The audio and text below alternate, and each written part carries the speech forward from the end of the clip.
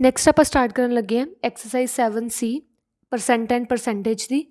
ਤਾਂ ਇਹਦੇ ਵਿੱਚ ਫਸਟ ਕੁਐਸਚਨ ਆਪਣੇ ਕੋਲ ਆ bag contains 8 red balls 11 blue balls and 6 green balls. ਇੱਕ ਬੈਗ ਵਿੱਚ ਰੈੱਡ ਬਾਲਸ ਕਿੰਨੀਆਂ, ਰੈੱਡ ਬਾਲਸ ਹੈਗੇ ਆਪਣੇ ਕੋਲ 8, ਬਲੂ ਬਾਲਸ ਹੈਗੀਆਂ 11 ਅਤੇ ਗ੍ਰੀਨ ਬਾਲਸ ਹੈਗੀਆਂ ਸੇਮ ਬੈਗ ਦੇ ਵਿੱਚ 6। ਠੀਕ ਹੈ, ਤਾਂ ਟੋਟਲ ਬਾਲਸ ਕਿੰਨੀਆਂ ਹੋ ਜਾਣਗੀਆਂ, ਇਹਨਾਂ ਸਾਰਿਆਂ ਨੂੰ ਐਡ ਕਰ ਲਿਓ। ਟੋਟਲ ਬਾਲਸ ਕਿੰਨੀਆਂ ਆ ਜਾਣਗੀਆਂ 17, ਇਹ ਵਾਲਾ ਬਣ ਜੂਗਾ 17 + 8 ਆ ਜੂਗਾ ਆਪਣੇ ਕੋਲ 25।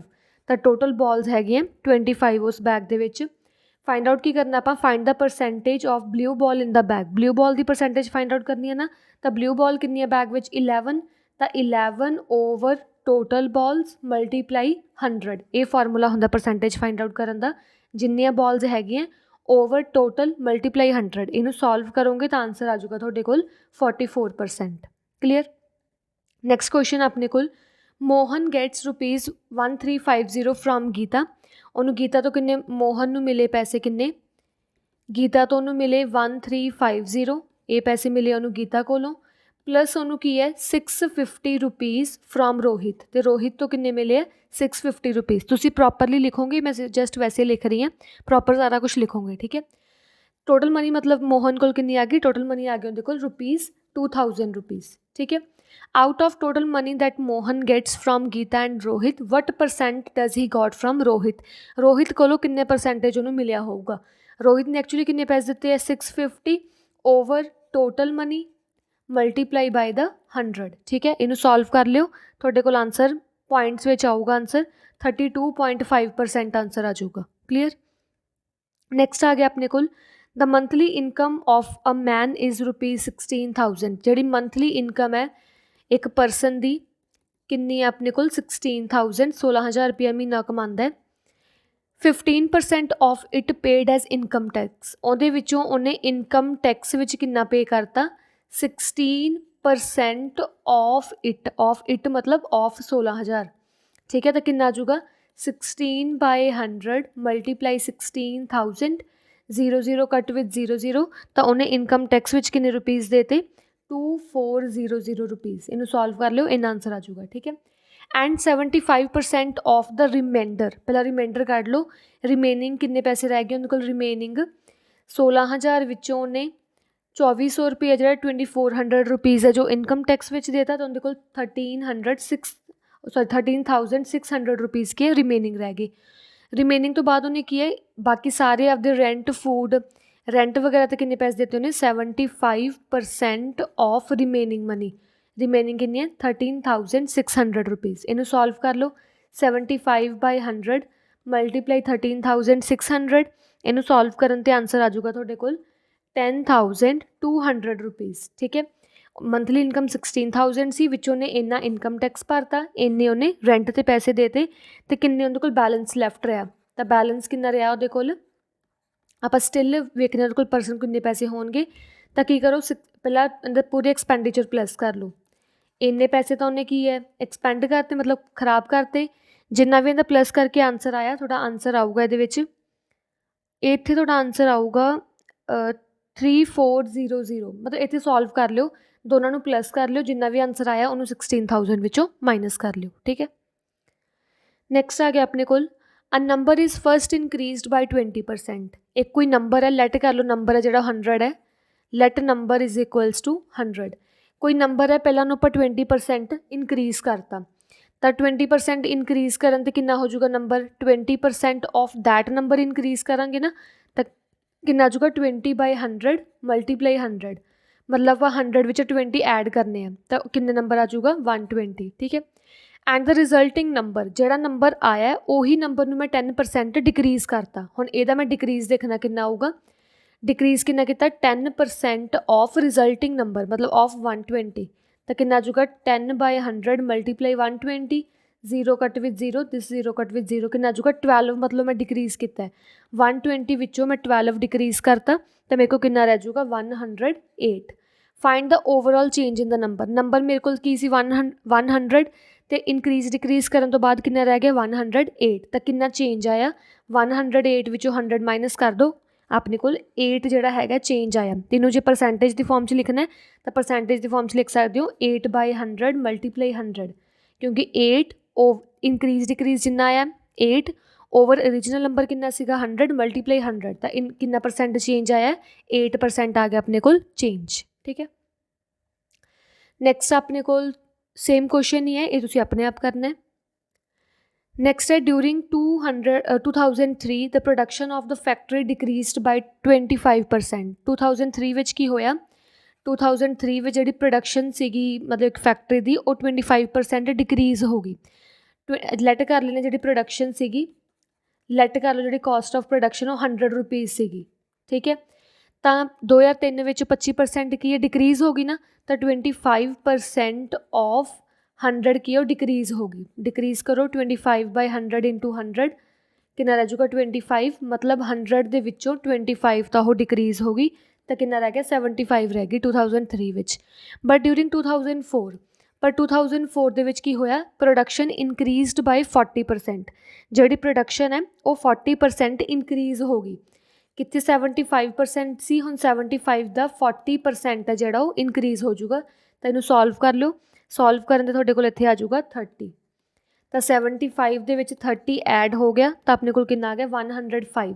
ਆਪਾਂ ਚੇਂਜ ਲੱਭਣਾ ਵੀ ਇਨਕਰੀਜ਼ ਡਿਕਰੀਜ਼ ਕਿੰਨਾ ਆ। ਦੇਖੋ 2003 ਵਿੱਚ 75 ਸੀਗੀ ਪ੍ਰੋਡਕਸ਼ਨ ਕਾਸਟ, ਬਾਅਦ 'ਚ 2004 ਵਿੱਚ 105 ਹੋ ਗਈ, ਤਾਂ ਇਨਕਰੀਜ਼ ਹੋ ਗਈ ਨਾ, ਕਿੰਨਾ ਇਨਕਰੀਜ਼ ਹੋਈ ਉਹ ਆਪਾਂ ਸਬਟਰੈਕਟ ਚੇਂਜ ਦੇਖਣਾ ਕਿੰਨਾ ਇਨਕਰੀਜ਼ ਹੋਈ ਹੈ, 5 ਇਨਕਰੀਜ਼ ਹੋਈ ਹੈ। ਪਰਸੈਂਟ ਵੀ ਕਿੰਨਾ ਆ ਜਾਊਗਾ 5% ਹੋਈ ਹੈ ਆਪਣੇ ਕੋਲ ਇਨਕਰੀਜ਼। ਇਹ 5% ਕਿਵੇਂ ਆਇਆ, ਨੰਬਰ 5 ਆਇਆ ਸੀਗਾ ਨਾ, ਜਿੰਨਾ ਇਨਕਰੀਜ਼ ਡਿਕਰੀਜ਼ ਆਇਆ over actual number multiply 100 for the percentage, 100 cut with 100 ਤਾਂ 5% ਆ ਜਾਊਗਾ ਆਪਣੇ ਕੋਲ ਆਨਸਰ।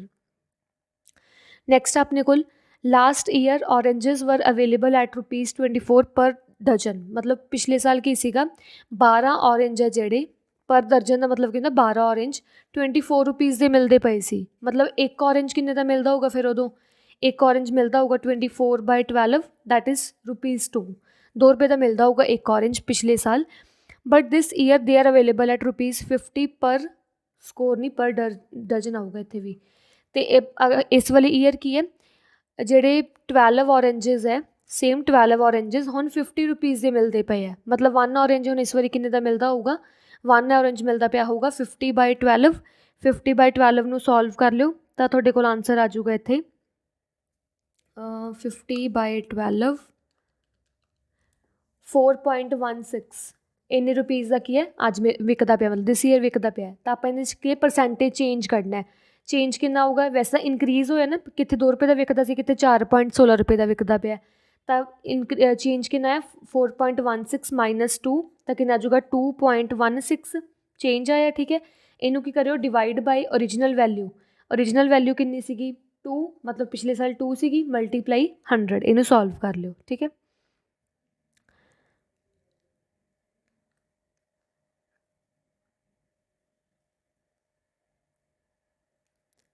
ਨੈਕਸਟ ਆ ਗਿਆ ਆਪਣੇ ਕੋਲ in an examination Kavita score 120 out of 150 in maths. Maths ਵਿੱਚ ਉਹਨੂੰ ਕਿੰਨੇ ਮਾਰਕਸ ਮਿਲੇ ਆ 120 ਆਊਟ ਆਫ 150, ਅਤੇ ਇੰਗਲਿਸ਼ ਵਿੱਚ ਉਹਨੂੰ ਕਿੰਨੇ ਮਿਲੇ ਆ 136 ਆਊਟ ਆਫ 200, ਐਂਡ ਸਾਇੰਸ ਵਿੱਚ ਉਹਨੂੰ ਕਿੰਨੇ ਮਿਲੇ ਆ 108 ਆਊਟ ਆਫ 150। ਠੀਕ ਹੈ, ਫਾਈਂਡ ਹਰ ਪਰਸੈਂਟੇਜ ਸਕੋਰ ਇਨ ਈਚ ਸਬਜੈਕਟ। ਪਹਿਲਾਂ ਪਰਸੈਂਟੇਜ ਸਕੋਰ ਆਪਾਂ ਹਰੇਕ ਸਬਜੈਕਟ ਵਿੱਚ ਲੱਭਣਾ, ਬਾਅਦ 'ਚੋਂ ਦਾ ਹੋਲ ਸਾਰਿਆਂ ਦਾ ਇਕੱਠਾ ਲੱਭਣਾ। ਠੀਕ ਹੈ, ਈਚ ਵਿੱਚ ਕਿੰਨਾ ਆਊਗਾ, ਮੈਥ ਵਿੱਚ ਕਿੰਨਾ ਆਊਗਾ 120/150 ਇੰਟੂ 100 ਇੱਦਾਂ ਪਰਸੈਂਟ ਕੱਢ ਲਿਓ।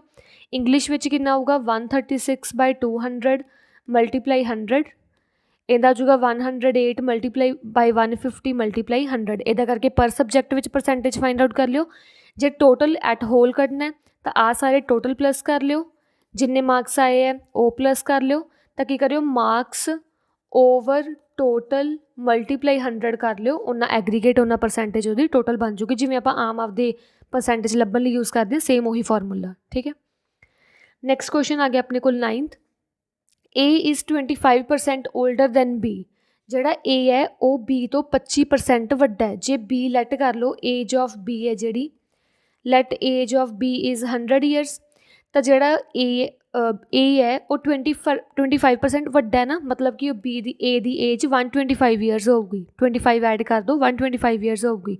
ਬਾਈ what percent B is younger than A, B A ਨਾਲੋਂ ਕਿੰਨਾ ਛੋਟਾ ਹੈ, ਕਿੰਨਾ ਛੋਟਾ ਹੈ ਪਹਿਲਾਂ ਚੇਂਜ ਕੱਢ ਲਓ, 125 ਮਾਈਨਸ 100 ਮਤਲਬ 25 ਚੇਂਜ ਹੈ, ਤਾਂ 25 ਓਵਰ ਓਰੀਜਨਲ ਵੈਲਿਊ ਲੈਣੀ ਆਪਾਂ, ਜਿਹੜਾ ਆਪਾਂ ਕਿਹਾ ਹੋਵੇ ਨਾ ਕਿ B ਕਿੰਨਾ ਯੰਗਰ ਹੈ A ਨਾਲੋਂ, ਜੋ ਦੈਨ ਵਾਲੀ ਟਰਮ ਹੁੰਦੀ ਹੈ ਨਾ ਉਹ ਨੀਚੇ ਰੱਖਣੀ ਹੁੰਦੀ ਆਪਾਂ, ਤਾਂ ਓਵਰ 125 ਮਲਟੀਪਲਾਈ 100, ਤਾਂ ਸੋਲਵ ਕਰਕੇ ਆਂਸਰ ਆ ਜਾਊਗਾ ਤੁਹਾਡੇ ਕੋਲ 20%। ਠੀਕ ਹੈ, ਨੈਕਸਟ ਆ ਗਿਆ ਆਪਣੇ ਕੋਲ ਇਨਕਰੀਜ਼ 180 ਬਾਈ 25%। 180 ਨੂੰ ਆਪਾਂ ਕੀ ਹੈ 25% ਇਨਕਰੀਜ਼ ਕਰਨਾ ਹੈ, ਤਾਂ ਇਹਨੂੰ ਕੀ ਕਰੋ 25 ਬਾਈ 100 ਨਾਲ ਪਹਿਲਾਂ ਇਨਕਰੀਜ਼ ਕਰ ਦਿਓ, 0 ਕੱਟ ਵਿਦ 0, ਤਾਂ ਕਿੰਨਾ ਆਂਸਰ ਆ ਜਾਊਗਾ ਆਪਣੇ ਕੋਲ 25 ਮਲਟੀਪਲਾਈ 18, ਤਾਂ ਆ ਜਾਊਗਾ 450 ਬਾਈ 10, ਇਨਕਰੀਜ਼ ਆ ਗਿਆ ਆਪਣੇ ਕੋਲ 45। ਠੀਕ ਹੈ, ਤਾਂ 180 ਵਿੱਚ ਕੀ ਕਰਿਓ 45 ਨੂੰ ਐਡ ਕਰ ਦਿਓ। ਠੀਕ ਹੈ, ਸਿਮਿਲਰਲੀ 140 ਨੂੰ ਡਿਕਰੀਜ਼ ਕਰਨਾ 18% ਨਾਲ, ਪਹਿਲਾਂ 140 ਦਾ 18% ਕੱਢ ਲਿਓ, ਫਿਰ ਜਿੰਨਾ ਵੀ ਆਂਸਰ ਆਇਆ ਉਹਨੂੰ 140 ਵਿੱਚੋਂ ਮਾਈਨਸ ਕਰ ਦਿਓ।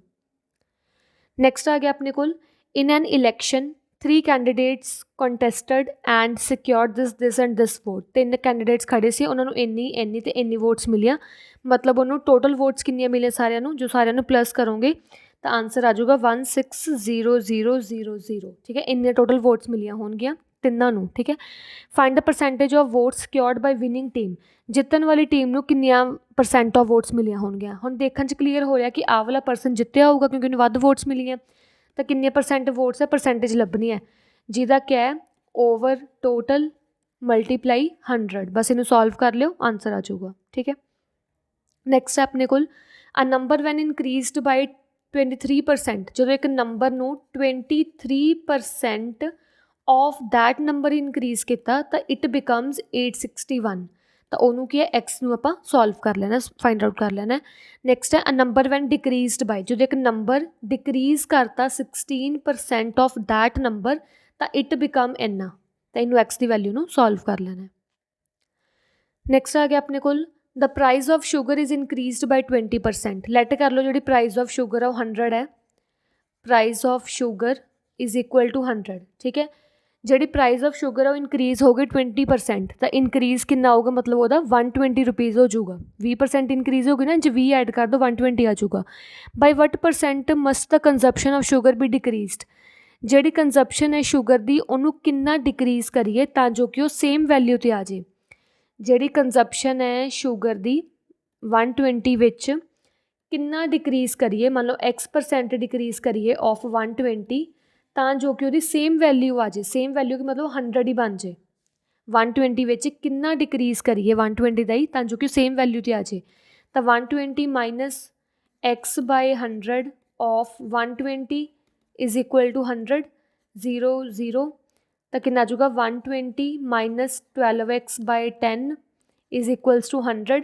ਫਿਰ ਕੀ ਕਰਿਓ ਆ ਮਾਈਨਸ ਹੈ ਨਾ, ਇਹਨੂੰ ਉੱਧਰ ਜਾ ਕੇ ਪਲੱਸ ਕਰ ਦਿਓ ਅਤੇ 100 ਨੂੰ ਇੱਧਰ ਲਿਆਓ, 100 ਨੂੰ ਮੈਂ ਇੱਧਰ ਲਿਆਂਦਾ ਅਤੇ ਆ 12 ਬਾਈ 10x ਨੂੰ ਮੈਂ ਉੱਧਰ ਲੈ ਗਈ, ਕਿੰਨਾ ਆ ਗਿਆ 20 is equals to 12 by 10x, 10 divide 'ਚ ਉੱਧਰ ਮਲਟੀਪਲਾਈ ਕਰ ਦਿਓ 200, 12 ਮਲਟੀਪਲਾਈ 'ਚ ਡਿਵਾਈਡ ਕਰ ਦਿਓ ਇਜ਼ ਇਕੁਅਲਸ ਟੂ x, ਇੱਥੇ ਆ ਜਾਊਗਾ 100 ਬਾਈ 6 50 ਬਾਈ 3, ਮਤਲਬ ਮੈਂ ਇੱਕ ਨੰਬਰ ਨੂੰ ਇਸ ਸ਼ੂਗਰ ਨੂੰ 50 ਬਾਈ 3% ਜਿਹੜਾ ਹੈਗਾ ਉਹ ਡਿਕਰੀਜ਼ ਕਰਾਂ ਤਾਂ ਮੇਰੇ ਕੋਲ ਸੇਮ ਵੈਲਿਊ ਆ ਜਾਊਗੀ।